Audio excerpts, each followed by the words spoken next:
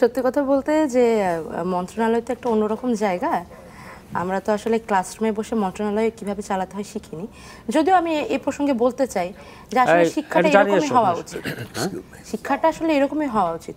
কারিগরি শিক্ষা মানে কিন্তু শুধুমাত্র কিভাবে বিল্ডিং বানাতে হবে বা কিভাবে হচ্ছে একটা অ্যাপস বানাতে হবে এগুলো না, মানে এগুলো অবশ্যই রাষ্ট্রটা কিভাবে বানাতে হবে সেটাও চালাতে হবে, এই শিক্ষাও আমাদের পাওয়া উচিত। আর এ প্রসঙ্গে বলতে চাই যে সহ উপদেষ্টারা যারা থাকবে তাদেরকে আমরা মন্ত্রণালয়ে শুধুমাত্র ছাত্র প্রতিনিধি হিসেবে দেখছি তা না, একই সঙ্গে মন্ত্রণালয়ের পক্ষ থেকে নতুন রক্তের যেই উচ্ছ্বাস সেটাও আমি মনে করছি যে মন্ত্রণালয় আরও সমৃদ্ধ হবে যদি সরাসরি মাঠে আন্দোলন করে এবং তাৎক্ষণিক একটি গণঅভ্যুত্থানের অভিজ্ঞতা নিয়ে যাওয়া কিছু তরুণী সেখানে উপস্থিত থাকতে পারে। এটা মন্ত্রণালয়কে সমৃদ্ধ করবে।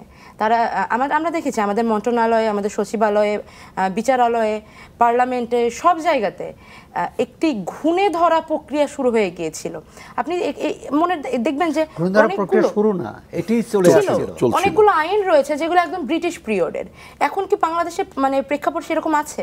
সেই আইনগুলো কি এখন কিছু আইন বাতিলের, কিছু আইন তৈরির, কিছু আইন সংস্কারের দরকার। এরকম প্রত্যেকটা ক্ষেত্রেই বাংলাদেশের পুলিশের যে ভূমিকা, আনসারের যে ভূমিকা, এগুলো যখন তৈরি হয়েছিল এই মুহূর্তে কি তাদের ভূমিকাগুলো সেরকম বা সামনের বাংলাদেশকে ঠিক সেরকম প্রয়োজন? আমার মনে হয় যে মন্ত্রণালয় তো একটু আপার হ্যান্ড টাইপের জায়গা, বার্ডস আই দিয়ে তারা বাংলাদেশটাকে দেখে, কিন্তু আমরা যারা সমতলে থেকে বাংলাদেশকে দেখি আমার মনে হয় যে এই দৃষ্টিভঙ্গিটা যদি মন্ত্রণালয়ে গিয়ে যোগ হয় সেটা কল্যাণকর।